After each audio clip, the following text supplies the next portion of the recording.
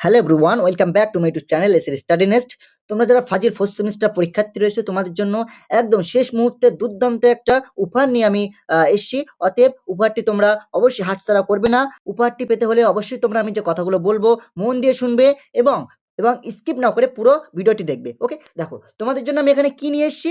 ফাজিল fourth সেমিস্টারের Islamic history ফুল suggestion. ফাজিল fourth সেমিস্টারের Islamic history ফুল suggestion. ওকে, এটা শুধুমাত্র সাজেশন নয়, এটা হচ্ছে ডায়মন্ড। এটা কি ডায়মন্ড? এটা হচ্ছে একটা ডায়মন্ড। কেন ডায়মন্ড বললাম? কারণ আমি এখানে যে যে কোশ্চেনগুলো অ্যাড করেছি, যে যে প্রশ্নগুলো অ্যাড করেছি, তোমাদের পরীক্ষায় 99% কোশ্চেন এর মধ্যে থেকে আসবে। আমি আবার একবার বলছি, 99% কোশ্চেন আমি যে সাজেশনটা তোমাদেরকে দেবো এই সাজেশনের মধ্যে থেকে আসবে, এর বাইরে কোনো প্রশ্ন আসবে না। ওকে, আচ্ছা, সাজেশনটি তোমাদের প্রেজেন্ট করার আগে কিছু কথা বলে রাখি। তোমরা সকলেই জানো যে তোমাদের 40 মার্কসের পরীক্ষা হবে ইসলামিক হিস্টোরি। সেক্ষেত্রে তোমাদের 2 নম্বরের প্রশ্ন থাকবে 6টি, অর্থাৎ 12 নম্বর থাকবে, এবং 3 নম্বরের প্রশ্ন থাকবে 6টি, অর্থাৎ 18 নম্বর, 18 আর এদিকে 12, 30, এবং তোমাদের 5 নম্বরের দুটো প্রশ্ন থাকবে, হয়ে গেল 40। তোমাদের কিন্তু এইভাবে 40 মার্কসের প্রশ্ন হবে, এবং আমি যে সাজেশনটা এখানে প্রেজেন্ট করছি এই সাজেশনটায় তোমাদের কোশ্চেন প্যাটার্ন অনুযায়ী আমি এখানে পরপর সাজেশনগুলো করেছি। অর্থাৎ 3টে বিভাগ রয়েছে। বিভাগ ক, যেখানে 2 নম্বরের প্রশ্ন থাকছে, বিভাগ খ, যেখানে 3 নম্বরের প্রশ্ন থাকছে, বিভাগ গ, যেখানে তোমাদের 5 নম্বরের প্রশ্ন থাকবে। ওকে, আশা করি তোমরা বুঝতে পেরেছো। আচ্ছা, এখানে তোমাদের যে যে কোশ্চেনগুলো আমি অ্যাড করেছি, তোমরা বিভিন্ন জায়গায় বিভিন্ন কোচিং এ পড়ছো। আশা করি অনেকে টিউশন মাস্টার রয়েছে, বাড়িতে হয়তো স্পেশাল পড়ছো। সেক্ষেত্রে আমি তোমাদেরকে এতটুকু গ্যারান্টি দিতে পারি, আমি যে সাজেশনটা এখানে দিচ্ছি এরকম সাজেশন কোনো কোচিং সেন্টারে পাবে না, কোনো মাস্টার তোমাদেরকে দেবে না, কোনো টিচার তোমাদেরকে দিতে পারবে না। তোমাদেরকে আমি গ্যারান্টি দিচ্ছি। তোমরা যেখানে পড়ছো তোমরা দেখো নিজেরাই, তোমরা তো বিভিন্ন কোচিং এ পড়ছো, অতএব তোমাদের কোচিং এর বা বিভিন্ন টিচারের নোটস গুলো এবং আমার যে সাজেশনটা এটা একটু ম্যাচ করবে। আশা করি পার্থক্যটা বুঝতে পারবে। ওকে, দেখো। ওকে, চলো আমরা এবার মেন কথায় যাই। আচ্ছা, এখানে যে প্রশ্নগুলো রয়েছে প্রথমে তোমাদের কি করতে হবে, যে না 2 নম্বরের প্রশ্নে অ্যান্সার করতে হবে। ওকে, এখানে আমি কিছু কোশ্চেন অ্যাড করেছি, যেমন তাহফাতুল ফালাসিকা কি? হ্যাঁ, অনেক টিচার এটার উত্তর কি করে দেবে, ডাইরেক্টলি উত্তর করে দেবে যে তাহফাতুল ফালাসিক হচ্ছে দর্শন শাস্ত্রের একটি বিখ্যাত গ্রন্থ, ব্যাস, আর কিছুই বলবে না। কিন্তু তোমরা যদি এভাবে অ্যান্সার করো, তোমাদের 2 এ কখনোই 2 দেবে না। তোমরা সকলেই জানো যে 2 নাম্বার পেতে গেলে কিছু না হোক একটু ট্যালেন্ট দেখাতেই হবে, একটু প্রতিভা দেখাতেই হবে। শুধুমাত্র একটা বাক্যই অ্যান্সার করলাম, তোমরা কিন্তু 2 কখনোই পাবে না। ওকে, দেখো তাহফাতুল ফালাসিফা কি? তোমরা এইভাবে লিখবে। কিভাবে লিখবে? তাহফাতুল ফালাসিক হচ্ছে দর্শন শাস্ত্রের একটি বিখ্যাত গ্রন্থ। গ্রন্থটি রচনা করেছেন দার্শনিক ইমাম গাজ্জালি। তিনি এই গ্রন্থে পূর্ববর্তী দার্শনিকদের চিন্তাধারাকে অসার প্রতিপন্ন করার চেষ্টা করেছেন। বুঝতে পেরেছো? 2য় নম্বর কোশ্চেনটা দেখো, রসায়নশাস্ত্র সম্পর্কে কি জানো? বলছে রসায়নশাস্ত্র বিজ্ঞানের একটি বিশেষ শাখা। তোমরা সকলেই জানো যে আব্বাসীয় পিরিয়ডে, হ্যাঁ, আব্বাসীয় শাসন আমলে জ্ঞান বিজ্ঞানের ক্ষেত্রে যে সমস্ত বিভাগগুলো উন্নতি বা ডেভেলপমেন্ট করেছিল তার মধ্যে কিন্তু রসায়নশাস্ত্র একটা ছিল অন্যতম, তাই না? রসায়নশাস্ত্র হচ্ছে বিজ্ঞানের একটি গুরুত্বপূর্ণ শাখা, বিশেষ শাখা। আরবরা আধুনিক রসায়নশাস্ত্রের আবিষ্কারক। তাহলে আরবরা কিন্তু আধুনিক রসায়নশাস্ত্রের আবিষ্কার করেছিলেন। রসায়নশাস্ত্রকে তারা আলকেমিয়া বলতো, এবং তা হতে আলকেমিও কেমিস্ট্রি শব্দ উদ্ভূত হয়েছে। জাবির ইবনে হাইয়ানকে, যিনি পাশ্চাত্যের জাবের নামে পরিচিত, তিনি হচ্ছেন আধুনিক রসায়নশাস্ত্রের জনক। দেখো রসায়নশাস্ত্র সম্পর্কে কি জানো?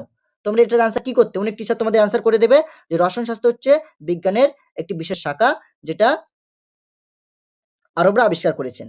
ব্যাস, আর কিছুই বলবে না। কিন্তু তোমরা যদি ওভাবে আনসার করো, আচ্ছা তোমাদের কি মনে হয় তোমরা কি ফুল নাম্বার পাবে?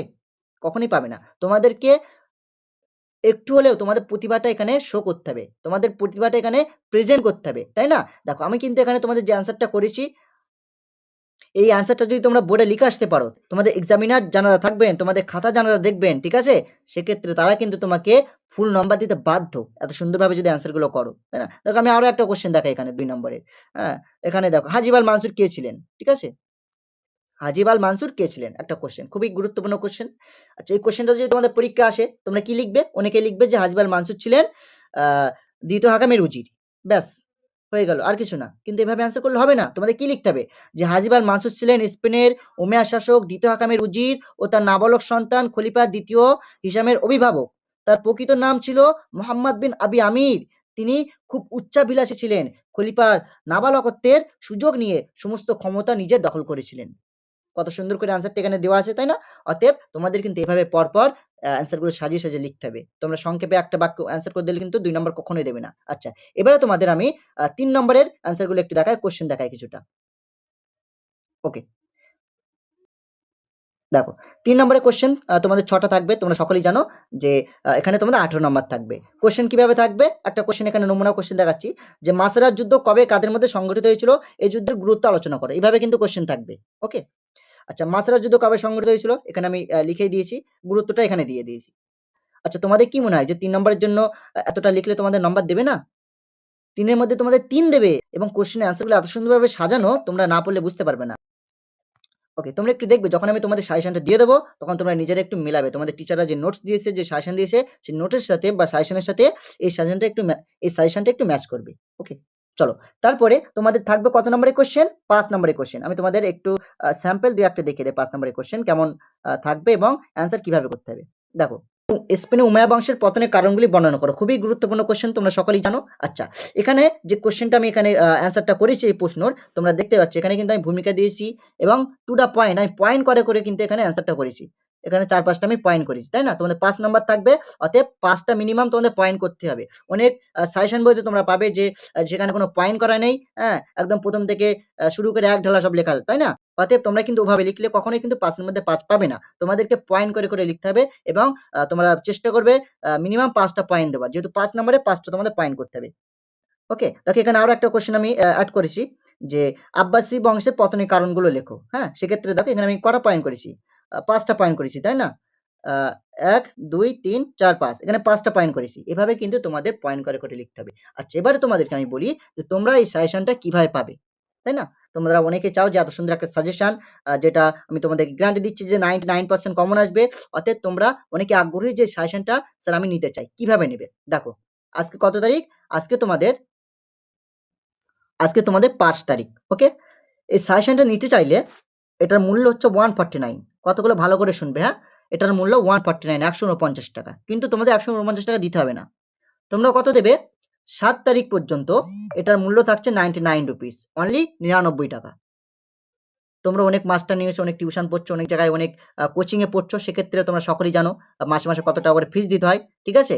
কিন্তু সেক্ষেত্রেও তোমরা কি হয়? সেখান থেকে একটা ভালো সাজেশন তোমরা কিন্তু নিতে পারো না। বা পরীক্ষায় যে কোয়েশ্চেনটা আসবে এরকম কিন্তু কোনো টিচার গ্যারান্টি দেয় না।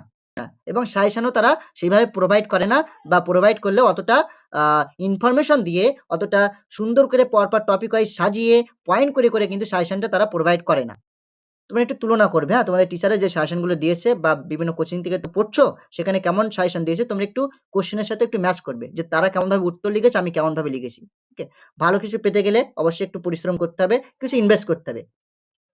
আমি তোমাদেরকে অনেক টাকা ইনভেস্ট করতে বলছি না, অনলি ৳99 তোমরা ৳৯৯ দিয়ে এই সাজেশনটা কালেক্ট করো এবং সাজেশনটা পড়ো। একদম অল্প কয়েকটি প্রশ্ন দেওয়া রয়েছে, বেশি কোয়েশ্চেন দেওয়া নেই এর মধ্যে। মাত্র কয়েকটি প্রশ্ন দেওয়া রয়েছে, তোমরা এগুলো মুখস্থ করবে। এটা মুখস্থ করে গেলে 99% তোমরা কমন পেয়ে যাবে। এটার মূল্য রাখছি ৳99 কেন ৳99? 99% কমন, ৳99 আমি রাখছি। আচ্ছা, আচ্ছা, যারা নিতে চাও তারা কিভাবে নেবে? দেখো, আচ্ছা, আমার WhatsApp নাম্বার অনেকেই জানো 6297398988 আমি আবারও বলছি 6297398988 এবং আমি ডেসক্রিপশনে অবশ্যই নম্বরটা দিয়ে রাখবো। তোমরা এই নম্বরটা আমাকে WhatsApp করবে এবং এটাই আমার ফোনপে নম্বর। এটাই আমার ফোনপে নম্বর। তোমরা ফোনপেতে ₹99 পেমেন্ট করে আমাকে স্ক্রিনশট পাঠাবে। তোমাদেরকে আমি পিডিএফটা দিয়ে দেব। ওকে? সাজেশনটা দিয়ে দেব। এবং তোমাদেরকে এখানে একটা ছোট্ট ইনফরমেশন দিয়ে রাখি। এখানে কিন্তু ২-১ টা কোয়েশ্চেনের অ্যান্সার আমি এখনো রেডি করিনি। এটা আমি আজকের মধ্যে করে দেব। করে তোমাদেরকে এটা আবার আপডেট দিয়ে দেব। পিডিএফটা তো তোমাদের ১ম এ দেব যখন পেমেন্ট করবে। তারপরে আমি আবার এই অ্যান্সার গুলো আপডেট করে তোমাদেরকে আবার নতুন করে পিডিএফটা দিয়ে দেব। অতএব তোমরা আপাতত পড়তে থাকো। তারপরে আমি আবার আজকে রাত ১০ টার মধ্যে আমি ২-১ টা প্রশ্ন বাকি রয়েছে। ওগুলোর অ্যান্সার আমি পয়েন্ট করে লিখে আমি তোমাদেরকে ১০ টার মধ্যে আপডেট করে দেব। সো সাজেশনটি পেতে চাইলে অবশ্যই যেটা বললাম 6297398988 এই নম্বরে WhatsApp করো এবং এই নম্বরে ফোনপে করো। এই নম্বরে আমার ফোনপে খোলা আছে। ৳৯৯ পেমেন্ট করে আমাকে স্ক্রিনশট পাঠাও।